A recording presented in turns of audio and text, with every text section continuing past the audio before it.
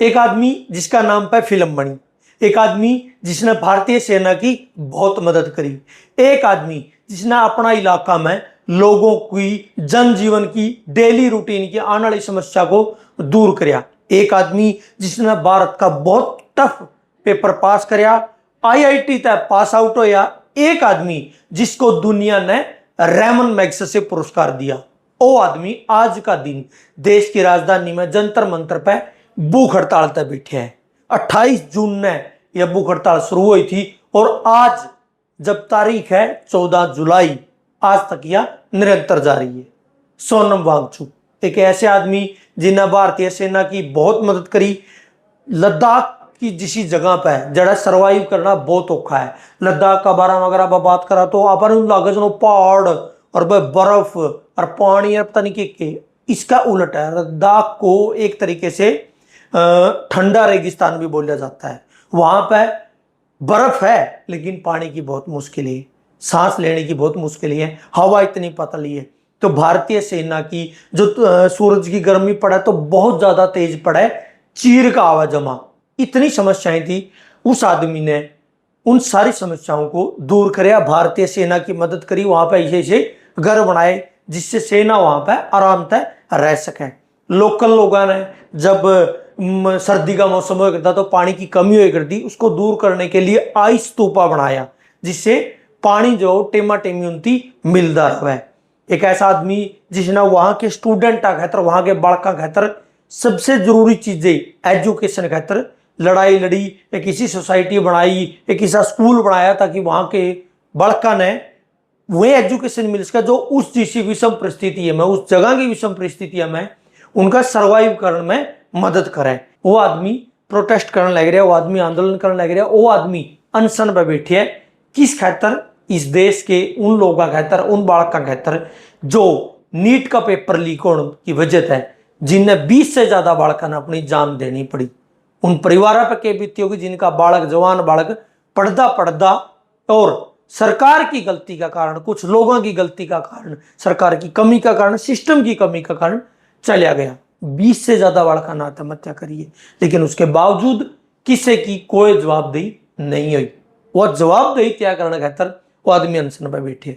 CJP, कोकरेज जनता party नाम था, जो इंस्टाग्राम पे एक पेज बनया था जिसके बहुत फॉलोवर बने और उसके फॉलोवरों की संख्या इतनी बढ़ती गई कि वो मतलब एक तरीका तो वायरल न्यूज बन गई।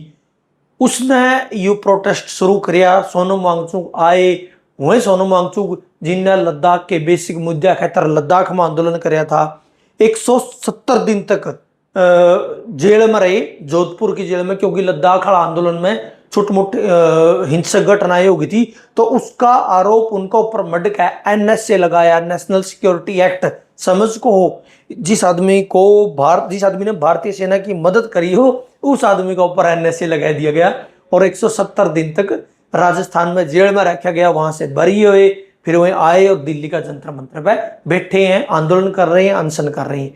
लेकिन जो लगभग 20 मिलियन लोग उन गला सीजेपी गला या उनके साथ जुड़े ऑनलाइन, उनमें से कितने लोग जंतर मंतर पर उनकी मदद खातर, उनका समर्थन खातर पहुंचने लग रहे हैं, यह बात सोचने की है। हालांकि मैं फिर भी पॉजिटिव हूं, मैं कहने लग रहे हैं कि जरूरी नहीं है कि यहाँ पर जो लोग आने लग रहे हैं, हम मानना कि यार दो चीजें हैं कि जो लोग आने लग रहे हैं वो भी बड़ी अच्छी बात है यार, बहुत लोग आने लग रहे हैं, डेली के 5,000 लोग आवे तो बहुत संख्या है। लेकिन अगर आप उम्मीद करा कि यार जो आदमी इतने बड़ा मुद्दा खातर आंदोलन कर रही है उसमें संख्या बेहद कम है और लोगों ने आना चाहिए, लोगों ने जुड़ना चाहिए, लोग जुड़ने लग भी रही है। बहुत सारे सेलिब्रिटी भी उड़ा गए हैं, बहुत सारे नेता भी गए हैं, बहुत सारे लोगों ने ऑनलाइन उनका समर्थन भी दिया है। उनकी मांग क्या है? सीजेपी की और सोनम वांगचुक की बेसिक सी मांग है। देखो, दो मांगे हैं। नंबर एक तो कि जो शिक्षा मंत्री हैं धर्मेंद्र प्रधान, उनका इस्तीफा होना चाहिए, क्योंकि वो इसी चीज़ की सारी सुविधाएं ले रही हैं। चाहे वही केंद्रीय मंत्री होने के नाते, शिक्षा मंत्री होने के नाते उनको गाड़ी घोड़ा, सिक्योरिटी, कोठी, बंगले, सब कुछ सुविधाएं मिल रही हैं। क्यों? क्योंकि वो भारत की शिक्षा व्यवस्था को सुधार करें। और उसके बावजूद अगर पेपर लीक होने लग रहे हैं तो इसका जिम्मेदार कौन है? शिक्षा मंत्री। तो शिक्षा मंत्री का इस्तीफा होना चाहिए, या उनकी पहली मांग है। दूसरी मांग, नीट का पेपर लीक होने की वजह है जिन बालकों ने अपनी जान दी है, हताश निराश होकर जिन बालकों ने अपनी जान दी है, उन बालकों के परिवारों को 1-1 करोड़ रुपया दिया जाए। ये 2 मांग है, इनमें उनकी निजी मांग की है, कोई मैंने याद बता दी। क्या धर्मेंद्र प्रधान का इस्तीफा होने के बाद सोनम वांगचुक को शिक्षा मंत्री बनाया जाएगा? क्या वो इस चीज की मांग कर रही है? नहीं। क्या जो 1-1 करोड़ रुपया बड़का कहतर है उनके परिवार आगे मांगे जा रहे हैं, क्या उसमें से सोनम वांगचुक हिस्सा लेगा? नहीं। ये 2 मांगे किस लिए? इस देश के लोगों को जगाने के लिए। अब कोई नहीं कहता कि यार इस्तीफा हो तो क्या हो जाएगा, क्यों नहीं होगा? पूछी जाएगी यार तेरा काम था ही उतना ही काम नहीं करे तो क्यों नहीं तेरे पे इस्तीफा मांगे जावे?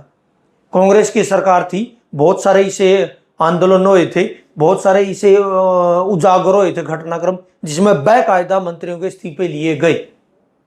एक गृह मंत्री का तो इस्तीफा इसे बात पर ले लिया था कि जब आतंकवादी हमला हो रहा था तो तेरी ड्रेस, जब तू मीडिया के सामने आया और प्रेस कॉन्फ्रेंस करी तो उन 2 अलग अलग जगहों पे तेने 2 अलग अलग ड्रेस पहनी थी।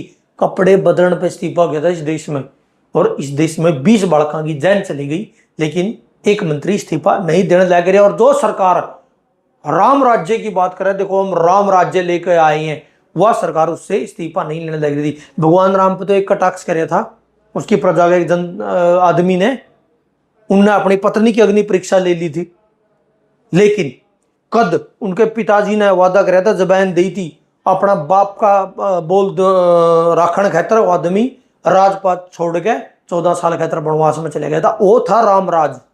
और आज जो रामराज का नाम पर राज करने लग रहे हैं, वह अपना एक मंत्री का इस्तीफा नहीं लेने लग रहे। क्यों? क्योंकि इस्तीफा ले लिया तो हमने जवाब देना पड़ेगा। और कोई मार पर न्यू कहा, कोई मार पर जवाब ले लिया, कोई मार पर प्रश्न ठहर है, कोई हमने न्यू कह दिया कि देखो तारा मंत्री गलत था।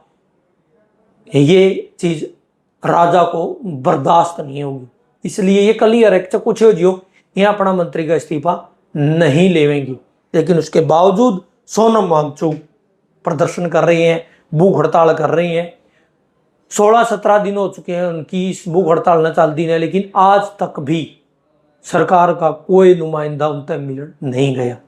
सोच को, एक आदमी 16-17 दिन तक भूख हड़ताल पे बैठे हैं, रेमन मैग्सेसे पुरस्कार विजेता है, देश का एक बहुत बड़ा वैज्ञानिक एक तरीका था, लेकिन उसे दिल्ली में सरकार बैठी है, उसे दिल्ली में वो आदमी बैठे है भूख हड़ताल पे, कोई मंत्री उसके पास मिलन नहीं गया, कोई अधिकारी मिलन नहीं गया, किसी ने संवेदना के 2 शब्द नहीं बोल रहे।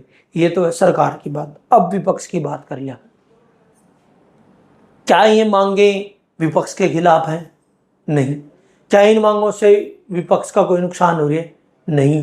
क्या इन मांगों से सरकार को कोई फायदा हो रही है? नहीं। तो फिर विपक्षी क्यों नहीं मिलने गई?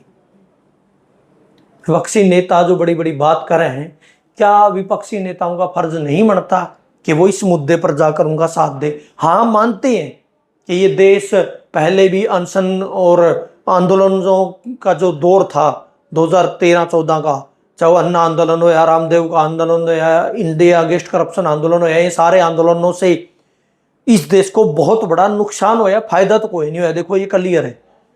क्या विपक्ष को आज भी ये डर है कि ये जो आंदोलन चल रहा है ये भी उनकी तरह प्रायोजित आंदोलन ना हो?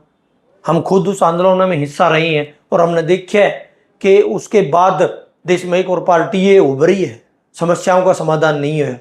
इवन जो उस आंदोलन में थे वे आज बीजेपी के बहुत बड़े चाटुकार हैं, बीजेपी के बहुत बड़े भक्त हो रहे हैं लोग, लेकिन उसके बावजूद आंदोलन हो रहा है इस देश में। कोई तो है जो बोल रहा है, जो अनशन कर रहा है गलत के खिलाफ। तो क्या इस देश की विपक्ष का भी फर्ज नहीं बनता कि वो उससे जाकर बात करे? और क्या इस देश की सरकार इतनी तानाशाह हो चुकी है कि वो अनशन तोड़वाना और अपने मंत्री का इस्तीफा लेना, जवाबदेही तय करना, ये तो छोड़ो, क्या वो उस आदमी से जाकर बात भी नहीं कर सकती?